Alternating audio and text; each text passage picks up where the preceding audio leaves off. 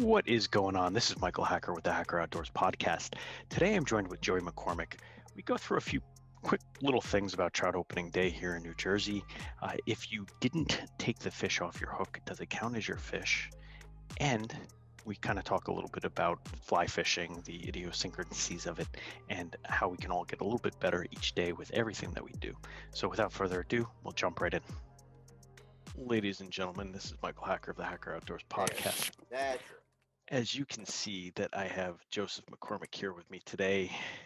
He is fussing around with lights and he was late again because he was eating fondue with his mother. Well, let's discuss. I ate at 7. Mr. Michael here was eating at 4 o'clock. Oh, So- yeah. Well, we made, oh my God, what the hell is it called? The Italian egg drop soup. What is it? Stracciatella. Gabagola. No, stracciatella. Oh my gosh, man, delicious. There's a place in Florida that has the best, amazing Italian spot. I don't think I've ever ate this soup. Oh my God, man, it's basically, I think it's only like 3 or 4 ingredients. It's like chicken broth, Yeah. eggs, And like salt. little teeny like circle noodles. No, well, you can put them in them, but Yeah, that's what we used to eat. Yeah, I have had that a lot. ditalini or whatever it's called. Yeah, Delini. And then a little bit of spinach mixed in there. So it's my go-to. I love it the first time we've made it. I won't go out on a limb and say that it was as good as the place down in Florida, but it is damn good, man. Good soup. But anyway, so yeah, we were doing that, and you just kind of start toning it down. I was like, hey, I'm done cooking. It's ready. You ready to eat? It's like 4:30. I'm like, yeah, why not? What else do I have to do? So today? you only ate soup for dinner, and you'll be good eating at 4:30 to not eat till breakfast. Well, I don't eat for breakfast, so not till lunch. I don't Yeah. eat. I really don't eat breakfast either, and most of the time I don't eat lunch. Well, I'll say most of the time I don't eat. Most of the time I don't eat breakfast. This morning we had eggs in purgatory, which is eggs basically cooked in sauce. So, Tomato sauce. tomato sauce. Yeah, it's delicious. Oh my God, if you've never had it, it sounds interesting, but it is delightful, and I highly recommend it. Never had So that. so if you're making something with the sauce and you have anything that's left over, right? You save it for the next morning and you just cook your eggs in it. And it's delicious. But we did that today around 11 o'clock. So for breakfast we do this lemon water, right? And then you drink some celery juice, and then you do a little shake, and then you have your cup of coffee after that. So, Celery juice? I've never had that. oh my God, man, it's sounds disgusting, but it's a whole protocol that it's really darn nutritious for you, man. It's pretty interesting. I won't get Sounds into like it, the but feast of the Romans. What the Romans would eat. I wouldn't be surprised. Wouldn't be surprised if they did, because So- we're into that. There we go. That's more light on my face. So what's been going on up there? Anything fun? Doing a little trout fishing tomorrow morning. I am on, day off from work for those of you who celebrate, right? Was it Good Friday? Yeah, thank you. I'm exhausted. Started a new job this week, so my brain is just shot. So I'm going to do a little bit of that just in town. I'm not going far, and I'm not going to bring the fly rod. It's supposed to be a little breezy, so I'm going to just go ultra light and toss some old meps or I was going to say rooster tails Meps. out there. Yeah. Did you guys get snow today like we did? No, it was cold. Don't get me wrong. And the birds were out in full effect, man. We had a whole new series of birds come in. I saw some snow geese yesterday flying north. I thought that they would have been gone already. They land in Merrill Creek here in New Jersey, and after being down by Atlantic City for a while, Forsyth, and they travel in like the thousands. And for some reason yesterday, I was outside doing something. I heard a little bit of ruckus, and I'll give Little one of ruckus. these. Sure enough, there's two lone snow geese flying over my house. Yeah, I don't think I've seen any this year. But yeah, today it started as rain and then it was snowing. I mean, there was like a little dusting by my mother's house, which is a little 4 minutes north of me, under the trees in the shady areas. Definitely wasn't pleasant. No, it was Cold. raining, but that was it. It wasn't doing That's anything else. crazy. You got. I would have figured, being more north, you would have got it, but it snowed there for like an hour or two. But in the So some of the mountains, I guys think. who were fishing on the forums today were saying that they got out like literally when it started snowing, and they the bite was on. Yeah. It's opening trout day. This is the first that we're recording this. This will be released tomorrow on the second, and um, trout season's in full effect. Of course, catch and release only. Being, as you could imagine, it's April Fool's Day. The guys on the forums like to have fun with the I hate it. resident Karens and just starting all the BS, posting pictures from all over the world on there and trying to rile up some sort of horrible comments, and it's just like, Yeah. Well, did you see what Wired the Fish today released? I knew it was April Fool's joke. I saw like at 3:30 this morning. They released this thing saying the MLF, and the MLF released it too. MLF saying that the Berkeley Max Scent Flat Minnow is now banned in competition. And of course, quite a bit of people bought into the joke and thought it was real. I don't know. did you buy into the joke too, Joe? Hell no. As soon as I read it, I'm like, you got to Well, be kidding me. people just take things too seriously. Like I don't All you know. got to do is look at the calendar and see how ludicrous that idea is, and look at it. It's like, Well, like Orvis posted something about waders for dogs, and all these people are like, "Why the hell would you need waders for dogs?" I'm like, number one, right. it's kind of funny. Like, It it's is just funny. right. Like, how would a dog wear? Like, would he wear it on all four legs, or would he You wear know, it just on the rear legs? Right. Like, it's one of those it'd be age-old all jokes. fours, like a thing in the middle, like the suspenders in the middle. Right. Right. But people were like, Some people were like, "This is amazing. I can't wait to buy them. When can I get it for my dog?" And you're like, "You don't want to put those on your dog. What is wrong with you?" Like, I don't know. Yeah. So April Fool's Day, that's today. Opening Trout Day and opening baseball, right? Yes, Trout. the Orioles in Fenway got canceled due to inclement weather. Wow, Yeah, didn't see they're that. they're playing in Fenway, so Yeah, I gave up on watching baseball. I would say frequently. I'm not a big sports watcher in general, but yeah, I don't know, man. I can't do it. Once we get to October and we get into the World Series, I jump in, um, but I can't do it.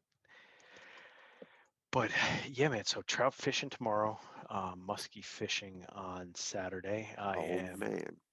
I am rolling solo for both of those trips, so that should be fun. I picked up some new musky baits since if Oh you yeah. did listen to the last one, the nephew lost one, so I had to replace the one with three. So But it three new. technically wasn't his fault that he lost it though. That No, was I blame myself because it was my equipment and I didn't check it before. So cheers happens to the to best of us. cheers to losing a $15 freaking lure. Well, that happens. I know people get the $25 mega bass jerk baits and lose them. So I was looking at trying to see if I could get one of those, right? Like the four jointed fish that swims and makes a lot of motion on the top of the water. oh Um, yeah. because I was thinking like Glide bait. a nice big glide bait, yeah, but they're super expensive, and I was like, I don't know if it's gonna work for muskie. I mean, obviously, I'm not gonna use it to catch bass, not the big ones, but who knows? Oh Maybe. yeah, those guys throw like 7, 8 inch glide baits for bass. But that's out in like California and Texas, They and do it all over the place. It's not my thing. Some those guys love it and yeah. really get into it. The big swim baits, the hard swim baits, and glide baits just never been my deal. But the people who get into it, I mean, they live and die by it. So, Yeah, not I haven't done it, so I'm not gonna knock it, but it's not my thing, not now at least. I'm sure it's fun Um, when you have a huge, a fish come up and smack and eat one of those. But to me, it's just not my cup of tea when I fish. It's not. well, that's what I'm hoping is gonna happen with the muskie fishing. I hope I get some top water or upper column water hits and see some aerial actions. One of these days I will invest in a nice GoPro, which, for the record, you said you were going to be recording part of your I did, tournament. and I was Yeah. going to, but Brennan and I decided not to because we're big into what's the word superstitions. Okay. So pretty much what we did at Murray. We like stayed and then almost had the exact same regimen down to what we ate the night before. Uh, um, we got to get him on. You know, yeah, I know. I told him he's gonna come on. yeah. No, If we can shoot for next week, that would be cool. I think I'm gonna break the superstition and wear GoPro This for the weekend, next one. can you Not please? this weekend. All right, It's down in South Carolina. Um, in 2 weeks. two, 2 weeks I'll be 2 on weeks. the Bay. 17th I'll be in the Bay. I won't be to South Carolina for Clarks Hill to May 1st. Their next South Carolina event, but I have Northeast BFLs coming up. But Hmm. I'll be back in South Carolina before May 1st. So the hope is to get some footage down there on the private ginormous pond and Well, some I'm other gonna place. be honest. You should just be recording everything. That's I my should, feeling. but like I said, Superstition. Yeah, As I don't know if he's making it worse with me, or if we're just both like that. It just kind of set in and was, you damn Southerners, man. why change? And plus, it's kind of tough when you're a co because the boaters, they have all these. There's different companies like Tech who have things for your boats, like mounts for your boats that plug in and charge while you're going, and it's much more easier. I would say to run a GoPro. I don't know. Maybe it's about the same as a boater because the co you got to wear the chesty, you got to drag it along the batteries. But I'm going to do it. I need to be doing it. It's just like I Yeah, said, superstition kind of got the best of us on that one. yeah, it is what it is. Well, see if you can try it out and keep us posted. Before It's I will have tournament footage before the end of the season. I mean, I still have. not just before the end of the season, like now. I want to see it now, Joe. Now, Now I want to see it now. I'll say Um, by middle of May, you'll have footage from a tournament. Because I mean, I still have a ton of tournaments coming up. This has only been the first two out of God. I don't even know how many. I mean, BFLs, I think I have another 10 at least still total. I so mean, I have a question for you. Let's pivot. All right, I brought this up the other day with someone, and he told me that it wasn't true. So two guys go fishing. Could be two girls, could be anybody. Let's say you and I go fishing. There we yep. go. Nice hypothetical. I catch a fish. You take my fish off my hook for some god unknown reason. Is it my fish or is it your fish? Your fish. You caught it. But what if you're on the shore? Like, what if it's just you don't like? Is there a fine line there? Like, what if like us as grown adults, we're not talking about kids, we're not talking about like someone who's never been fishing before, and you It's just your fish. You threw the bait. You reeled the bait. You caught the fish.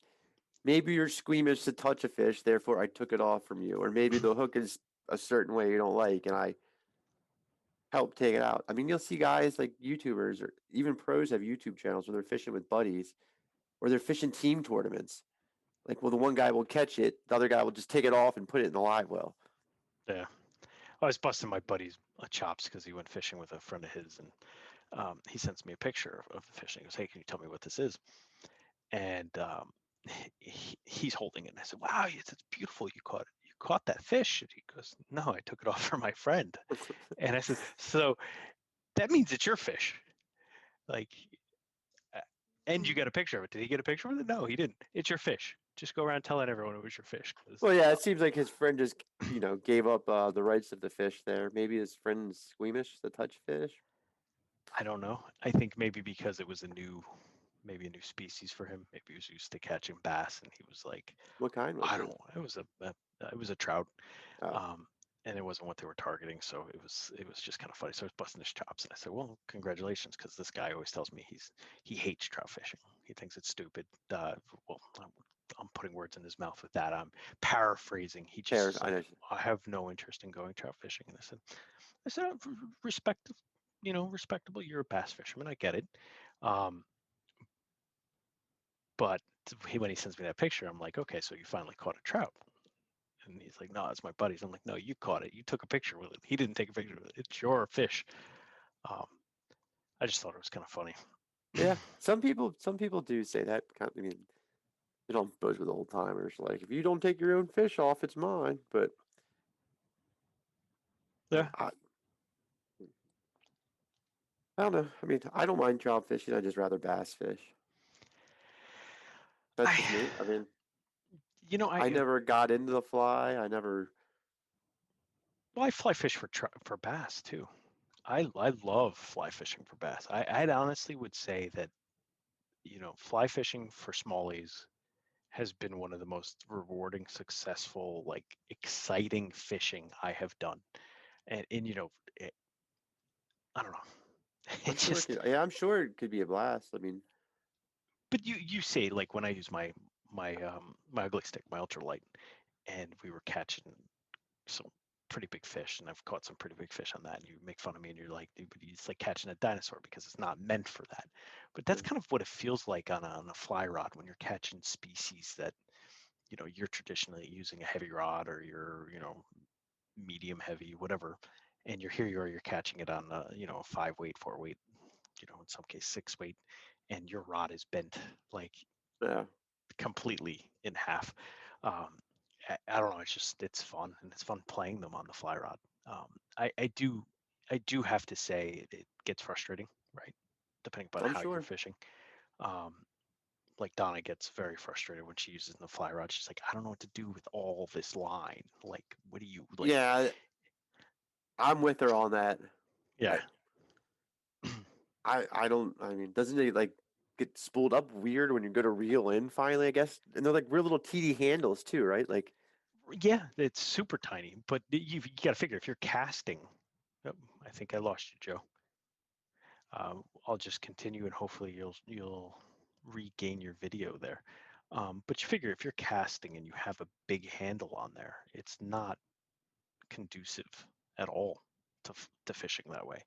Um, but what I've really gotten into is holding the line in my hand, and then rather than letting it just kind of drop down into the water or onto the bank or whatever, you're fishing on a boat, it kind of loop it around your hand, and when you catch something, you begin to let him take the line or let her take the line out, as needed, until you get to a point where you're, here he is, he's texting me, he is dropped off. Hold on one second. But you let him play with it enough, and then you're pulling them in by hand until you get to a point where you can reel it in, or, depending upon the distance it is, and, you know, line maintenance becomes incredibly important. So bear with me for a second here. All right. Um, so yeah, but fly fishing definitely isn't for the faint of heart. It takes a lot. Um, it can be incredibly frustrating, and for those of you who have a lack of patience, it is rewarding in that sense. So I am gonna wait to see if Joe rejoins here. It seems like he's having some internet issues. Ladies and gentlemen, Joey McCormack.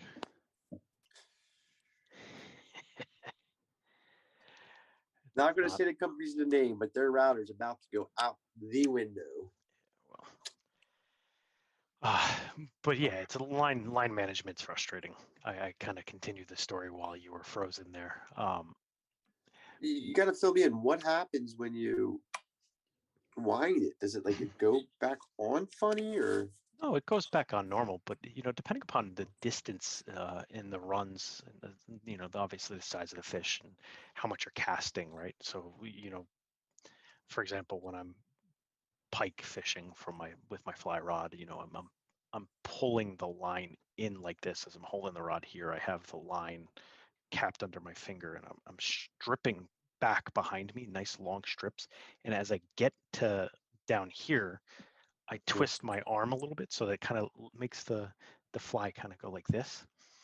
And um, that I'm stripping, and it's a little bit more difficult for me to do line management when I'm doing big strips like this. If Right. I'm just fishing for trout, I'm kind of mending my line, or just even stripping it in to bring a fish in, or to try and entice a fish. I'm doing little pulls, and as I'm pulling, I'm kind of looping it around and making a small circle in my hand. Now, a tiny little trout isn't going to fight significant. They're not going to be pulling that. So if that's the case, and I don't have a lot of line out, I'm not even going to reel in. I'm just Right. gonna, continue to Cool. pull it in by hand.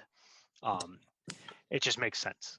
And then the bass, the little smallies, when you're on a canoe or a kayak or something like that, you kind of don't want line everywhere. So you let them play it out, and you just quickly, when you have the tension, right, I'll clamp down the line on the rod itself. So I have some line hanging here. I'll quickly just start to reel it in while the fish is kind of fighting me on the rod.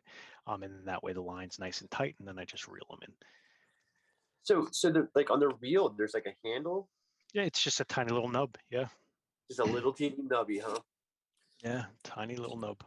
It's definitely an art, form.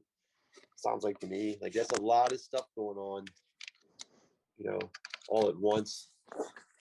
Sometimes a little bit too much. Yeah. Yeah. How long did it take you to get adept at that or skilled enough to? I'd say honestly, I don't think that I've right. Like I'm kind of one of those type A people, where I feel like I could always improve. I have not. I wouldn't say that I'm a great caster, right? I think the max that I've casted out in rolling, or even just a standard double haul or a standard cast out there, it's maybe 30 feet, 40 feet, which in the grand scheme of things, if you think about it, and you're throwing this tiny little weightless fly, that's Yeah. pretty good. But there are guys out there that are throwing 100 feet, and to be able to do something like that would be awesome. But I also get frustrated because there's a whole science behind your line, right? So you have your floating line or your sinking line, and then attached to that you have your other line. So you kind of go from one size to another size to another size, and then you have your fly on the end, and your fly is tied to the tippet. And if that's not weighted correctly, like if you're not going down in size correctly, your fly is not going to be moving appropriately. So um, that part I'm not really good at, because I get frustrated when I'm out on the water, right? Like depending on the situation, you're in tight quarters, you're hot, you're cold, you're standing in the middle of a stream, you're on a canoe being floated around. Last thing you want to be doing is as you're changing things out, change out all your line and have to retie everything. And Oh wow. Every time you change a fly, you might have to rechange your line. well, it depends. It depends if what you're doing isn't working. You might have to change the presentation. So a lot of people just change out the tippet. That's what I do. Like I'll go down in tippet size to something that's a little less obvious. Like a size 7.6 is usually what I use when I'm So do you trout find fishing. they're all different knots connecting all the different line together on there? So you said like 3 or 4 different lines? So it's typically the three lines, and then if you count the backing's behind the fly line. So Right. usually when you catch big fish, you can potentially get into the backing. I have never had that happen, and at some point I hope I do. But I don't have very expensive backing on there, so who knows what that'll do. Well, I know when you say backing in regular, that's just like, if you're throwing, I don't know, braid, and braid Right. can be expensive. Before you put the braid on, you might, put mono on the bottom and then for backing. So, and then go from there. Yeah, it's definitely a whole thing that goes with it. I know like the guys that are down in Florida and gals down in Florida, that when they're fly fishing for permit and tarpon and other big species, like you can get into that backing. You can get into that backing pretty quickly. I'm thinking of when I caught my tarpon. I wasn't fly fishing. I kind of float between the two worlds, and I mean that thing was ripping. The first one I caught was ripping. I mean, he was gone, like like I would say he did about 100 yards in about 3 seconds. This fish, and you know, I would have lost him anyway because he was headed under a bridge, and there was no way we were going to follow him. We couldn't in the boat.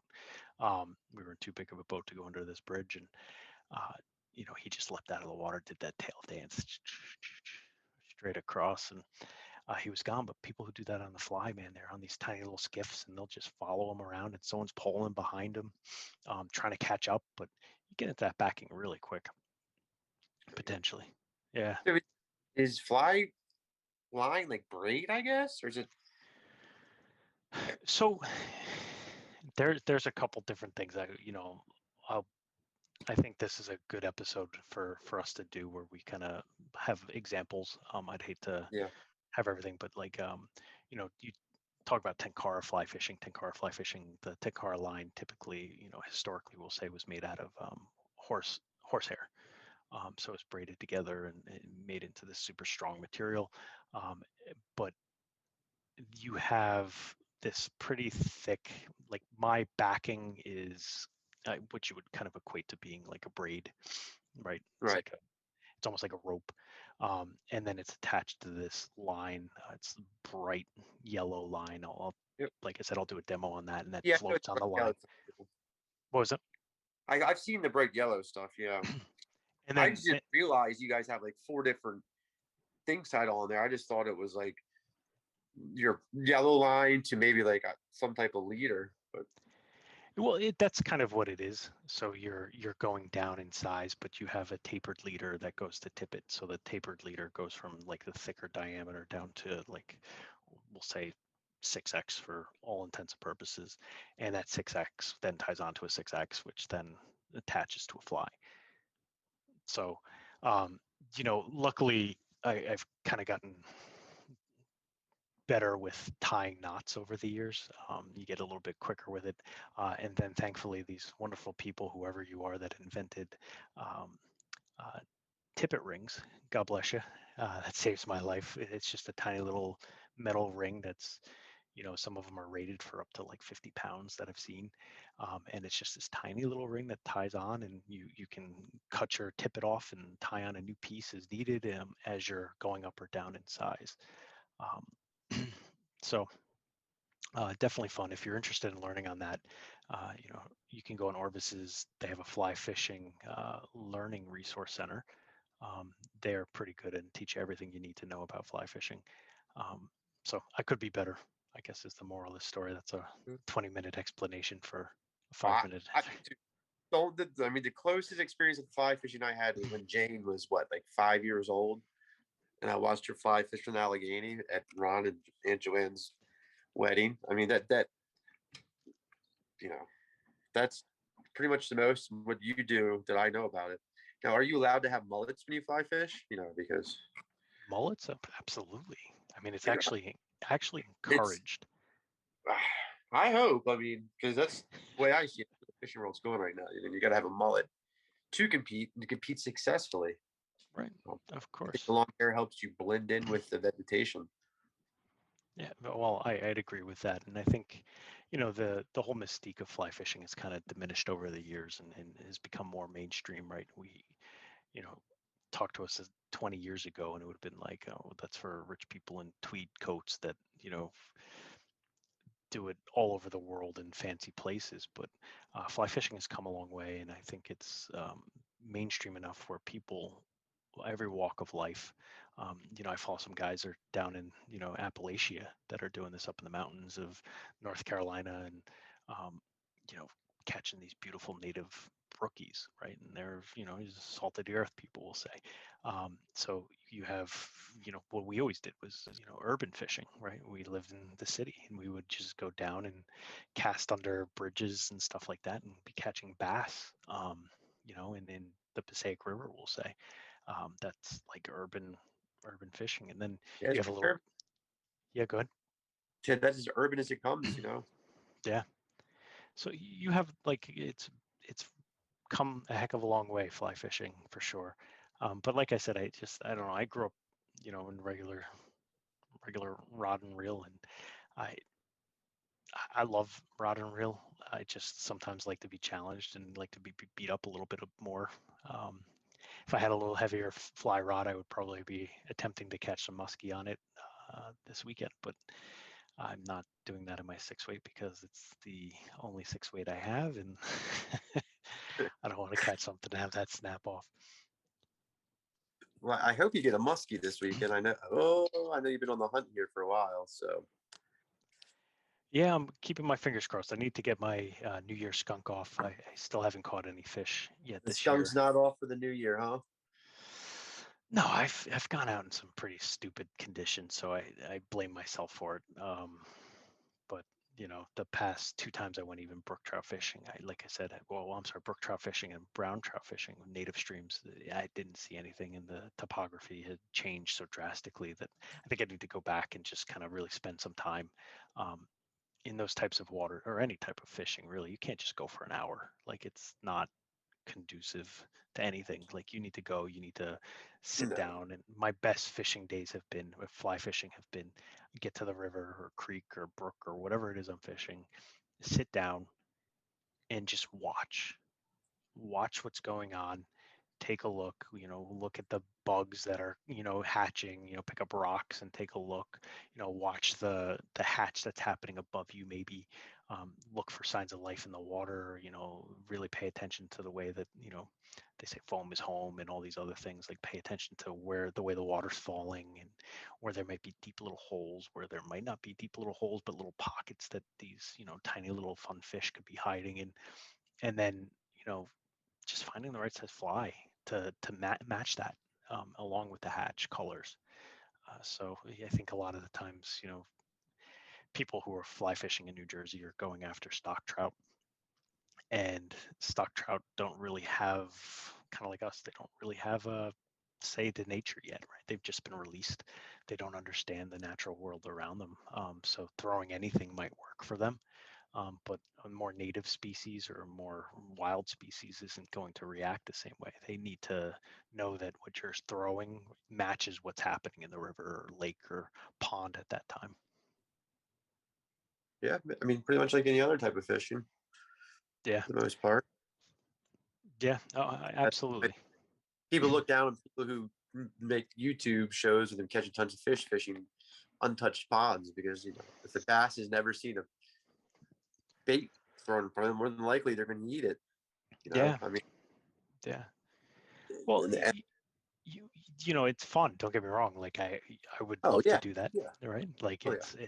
it's awesome to do that. I just I don't know. Like, I was saying to Brian, it gets frustrating sometimes, right? When you go out there and you have an hour and you're like, I gotta catch a fish, but you only have an hour, right? For whatever reason, you're an adult and you have other things going on, and it's like, That's not enough time, to be honest. I mean, it's not enough time to be out on the water and really understand what's going on. So give yourself some time, get out there, uh, you know, watch the world around you, and take your time. Like, I think if we muskie fishing last week, I think if we took our time and stayed out a little bit longer to where the sun started setting, I bet you things would have been different, right? It was a full moon that night.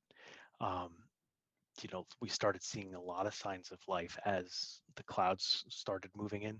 So I'm assuming as the sun hit the horizon, it probably would have sparked some sort of I shooting. know in the Allegheny River, those muskie guys will be out, all night. Yeah. I don't know a lot about muskie. I really don't, but Well, well, a lot of fish eat at night, right? Like, even brown trout, they're big nighttime feeders, and that's why guys throw for brown trout. They throw mice or mice flies. Like, I always said that to go down the river here, I would love to try at night, just to go down there with my my headlamp on and turn it on red, right, the red mode, and just go out there with the mouse on it, toss it. I tried it up at Lake George. Didn't have any hits on that. I mean, wasn't ideal conditions again for fly fishing. It was very, how very big is windy. or, What was it? or how big is the mouse fly? It depends. So, the one Does it I look was like a throwing. mouse? Yeah, oh, it looks just like a mouse. Yeah.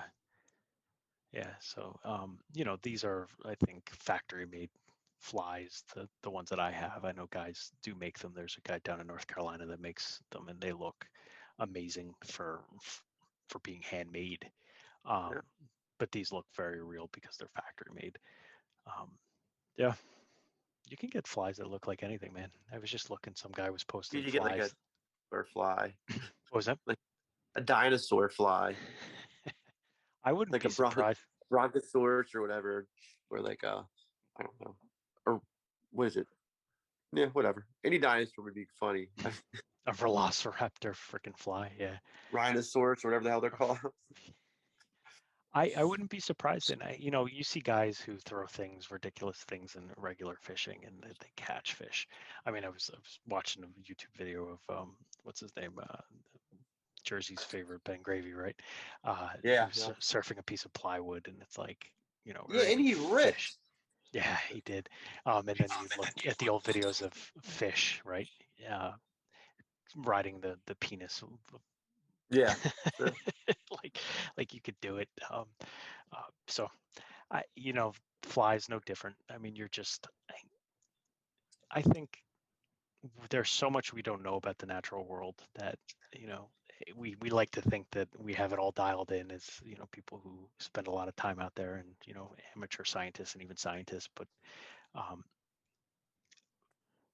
fish Once we and know it other all, animals there's will no still room for go. scientists anymore. Right.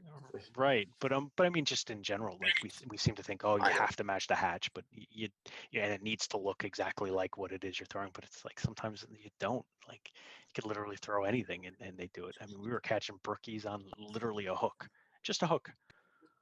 Yeah, that when you get to some of these virgin untouched, famous rivers, you'll hear people fishing. They'll bite anything shiny.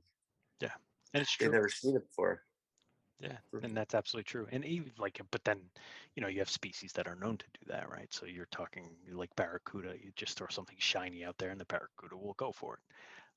So some species are more known for it than others, but I don't think trout are too different. They're finicky. They're scared of a lot of things. Like you